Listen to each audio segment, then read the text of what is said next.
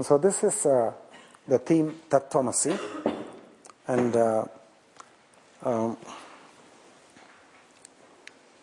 this is a ripple-less, practically ripple-less ocean. The ocean is very silent. It's become very, very peaceful. Not a wave, not a ripple. And then the ocean, for various reasons, decides to undergo some motion or some movement, and then ultimately it leads to the surfing of the ocean surface, and then wavelets and waves develop. And a wave acquires a shape, a wave acquires a certain content. It is rising 4 feet tall, it is rising 6 feet tall, and it seems to possess an individuality all its own. And then the wave thinks, I am so-and-so, I am 4 feet tall, and I was born in 1971, and I will probably live for another 40 years. So it's imagining, it's thinking. It's already got into the very natural illusion of being an individual, very natural illusion, God-given illusion, in fact. But actually, when you look at it, the wave is nothing but a perturbation or a vibration on the ocean surface. The ocean surface is the prime reality, and every wave is nothing but an excitation or a vibration on the ocean surface. And the whole of the spiritual journey is to go back on this path. So because of creation, the ocean became the wave, God became every human being, God became every human being, God became all the stars, and then for self-realization and for the culmination of the spiritual life, you got to go back on this journey, got to go back so that you realize that the life in you is the life of the ocean. There is no life in you which is separate from the life of the ocean. Therefore, that individuality is a lovely illusion which Maya has created. Maya has created. And even Maya is doing of the divine. It's not the devil's doing. It's not your doing or my doing. And it's not the devil's doing. It's God's doing. That's what you're going to learn.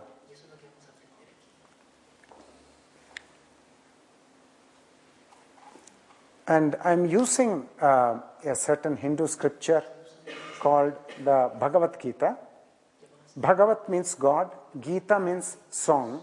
So Bhagavad Gita is translated in English as Song of God or Song of the Lord.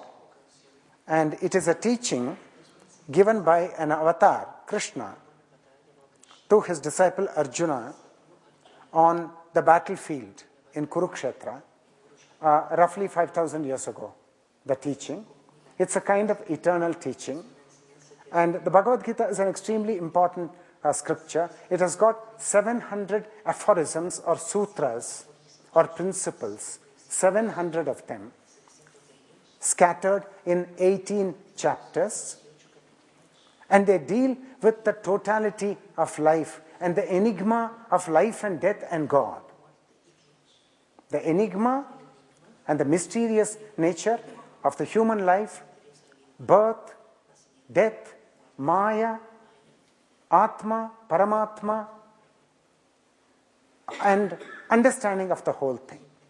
Understanding. So that one is completely self-fulfilled at the end when Bhagavad Gita has been, you've drunk completely the nectar of the teaching, and the teaching has become your own personal realization. It has to become your own personal realization so that you can speak with your own authority. You don't need to quote anybody. You have made an authentic discovery like Columbus discovered America. It's authentic, the discovery. So you don't need to quote anybody. So you got to come to that. And this is a metaphor of the Gita. The chariot is the body, is the human body, the chariot. And the 5 horses are the senses. And God is the one who is actually controlling the senses.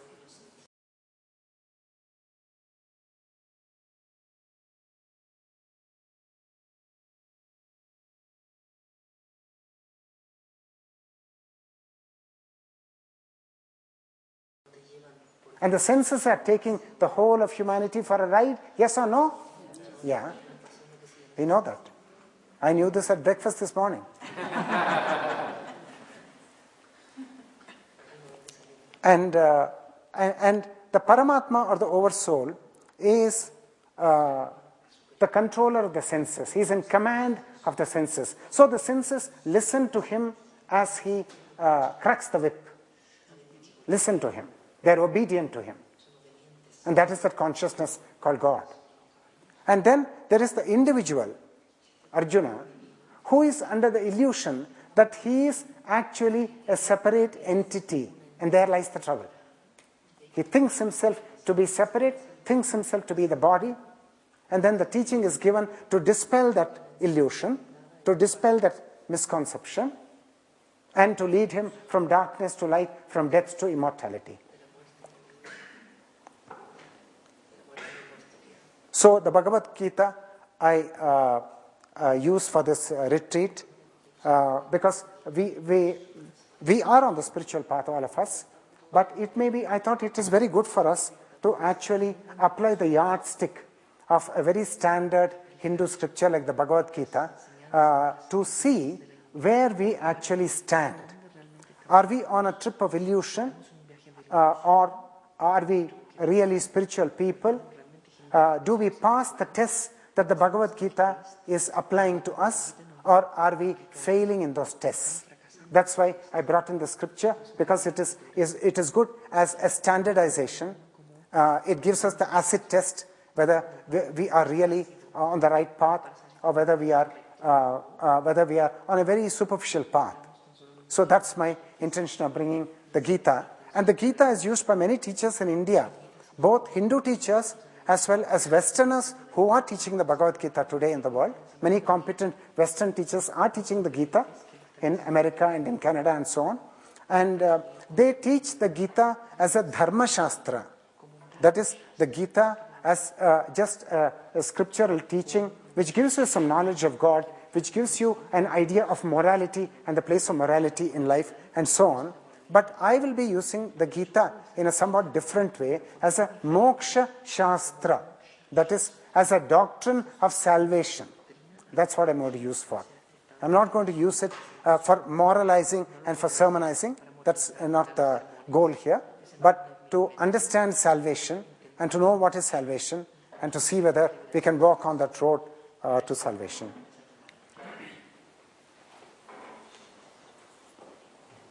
Please look at the minute details in these pictures. Look at it for 2 minutes.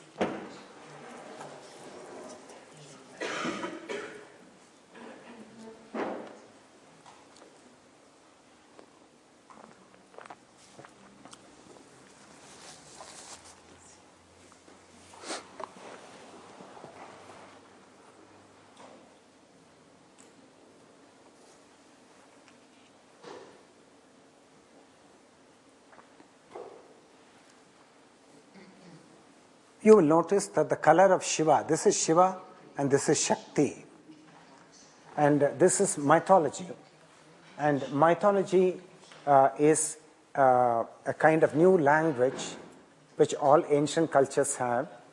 And it's a language of symbols and pictures, not words. And the symbols and the pictures convey actually a teaching. And therefore the purpose of mythology is to drive home a certain principle or a certain sutra. And one has to develop a kind of intuitive understanding of these symbols and these pictures so that we understand the teaching which that mythology is trying to give us. And probably a picture can convey something which words can never convey, because it's a kind of intuitive understanding. And the very faint colored figure is Shiva. And the very lustrous colored figure is Shakti, who is actually his consort. That means you can't actually separate them. Shiva is potential energy, and Shakti is kinetic energy. Shakti, by the very moment, creates the thing called time. And Shiva is timeless. And they seem to be in an eternal dance. In an eternal dance. It's going on and on and on. It's going on in the human psyche. It's going on here. Then it's going on in all the galaxies. If you look at the solar system, the sun is Shiva and all the planets are Shakti. If you look at an atom, the hydrogen atom, then proton is Shiva, then the orbiting electron is Shakti. So everywhere there is dynamism and there is movement, energy is in motion, then that is Shakti. Wherever there is stillness and there is timelessness, that is an aspect called Shiva. And here you will notice that Shiva is so self-effacing that wherever his better half takes him, he is prepared to remain behind the scenes and he just goes along like a henpecked husband. She is taking him wherever she takes a fancy to, Shakti.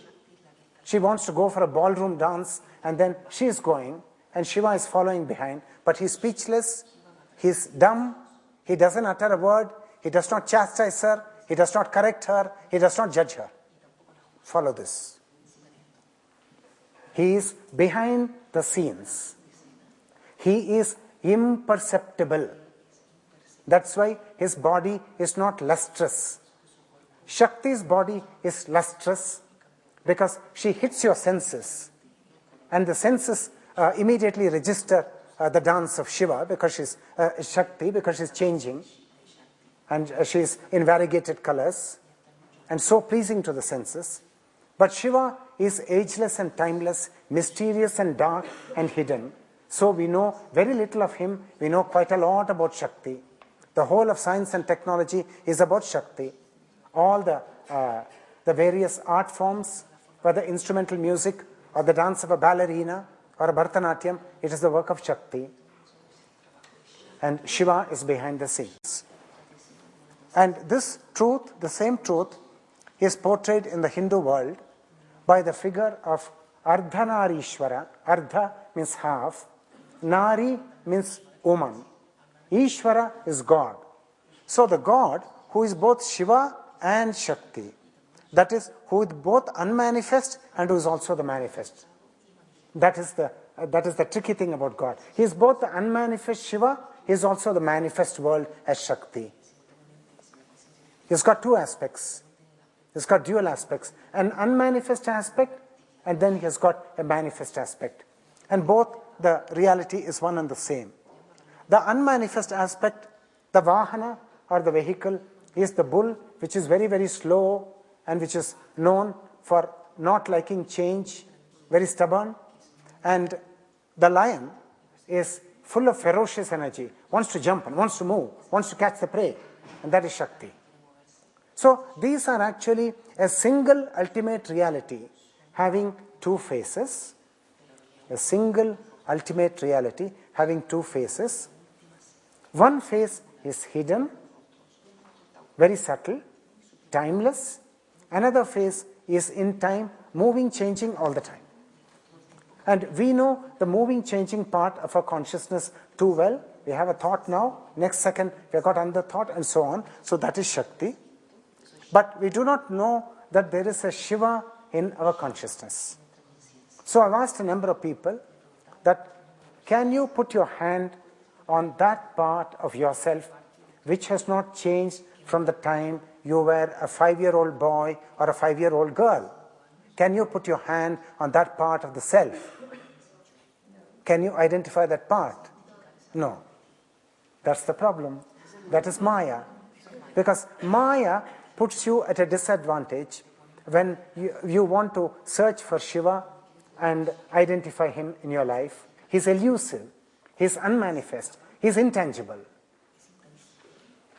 And the whole of self-realization is to understand that you are actually the intangible.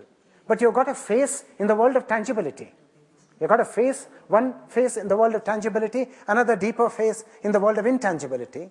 And to know your bedrock and to know the source, that is self-realization.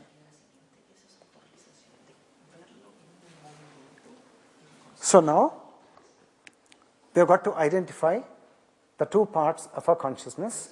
So we start by sensitizing ourselves and by putting the question to ourselves and by becoming aware who is watching every thought and every feeling and every vibration in our consciousness. Who is watching? And the answer is, we are watching. And yet we want to deny the Shiva aspect of our consciousness, the timeless aspect. And the entity who is watching every thought, every movement, that entity is outside of time. And we got to realize this. But somebody is watching. Will you agree that there is an awareness or a watching of every thought, whether it is fickle or profound? Somebody is cognizant of this? Yeah. One has got to sink into that knowingness. One has got to settle in that throne more deeply.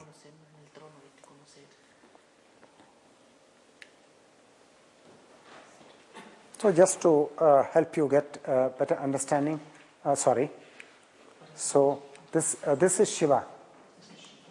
And the moving water is Shakti.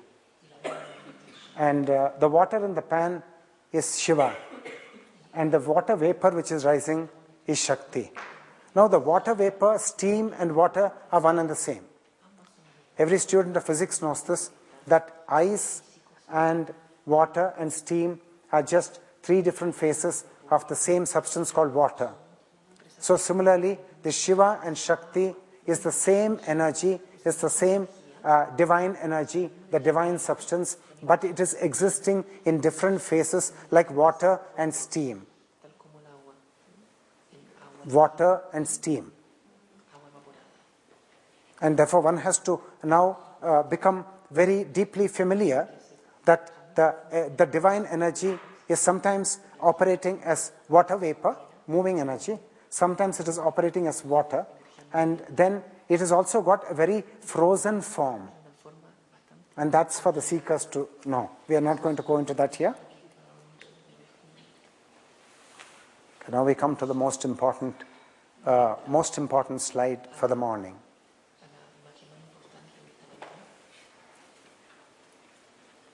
Any questions till now?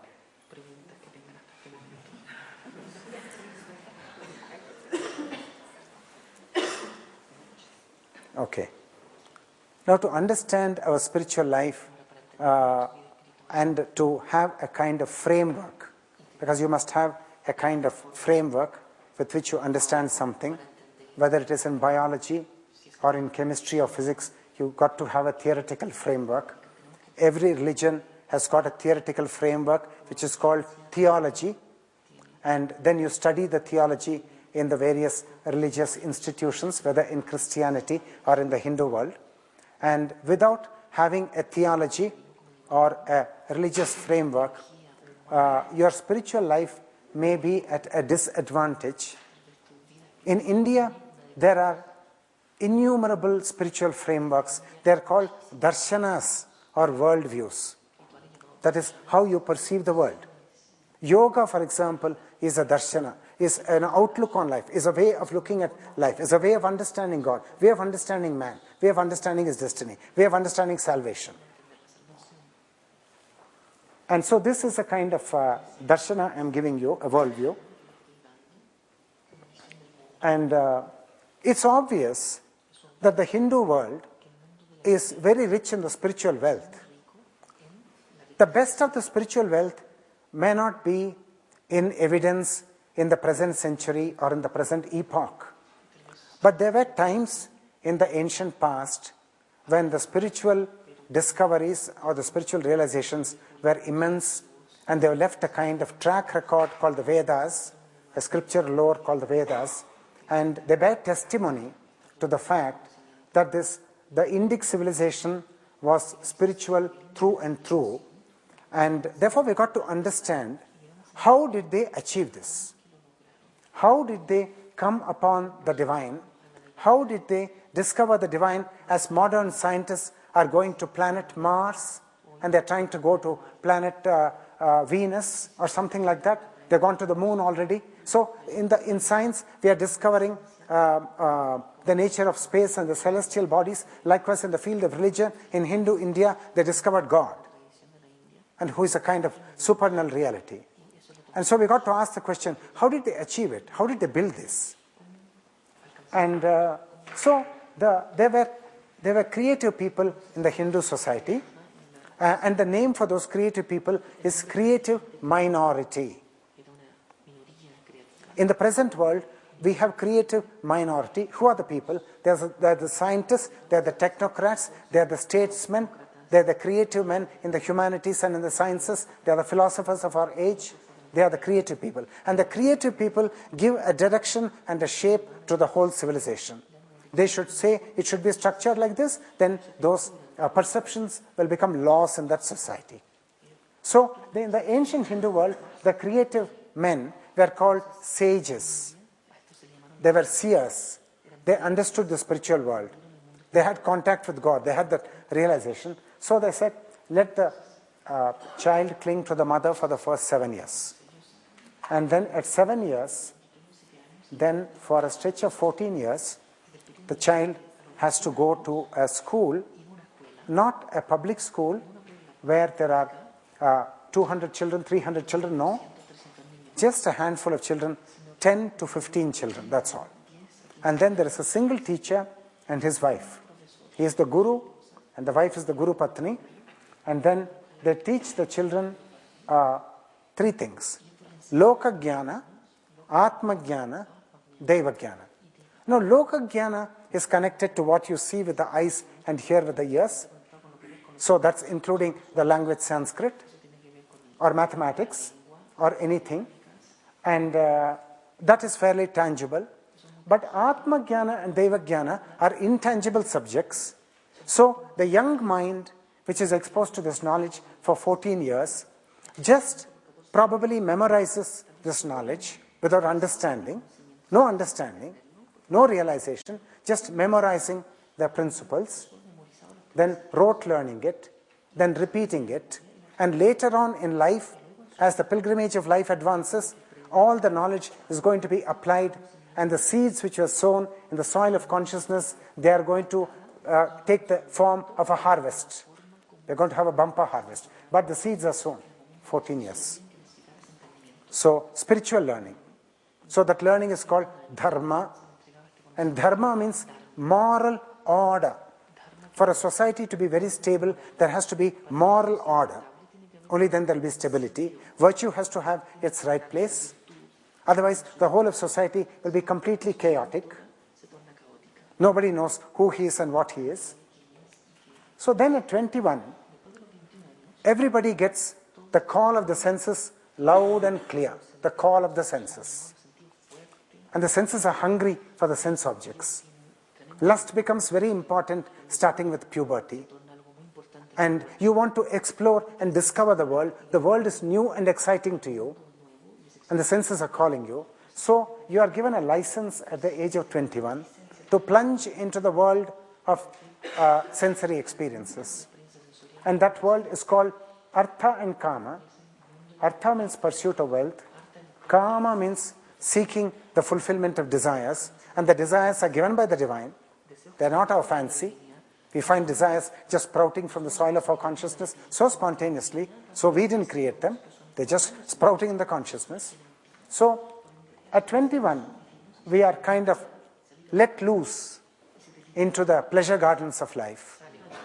And we're going amok in the pleasure gardens of life. And we're thinking that life is all going to be full of pleasure and lovely enjoyment. Now, what a heaven this is. I don't want moksha. This is enough for me.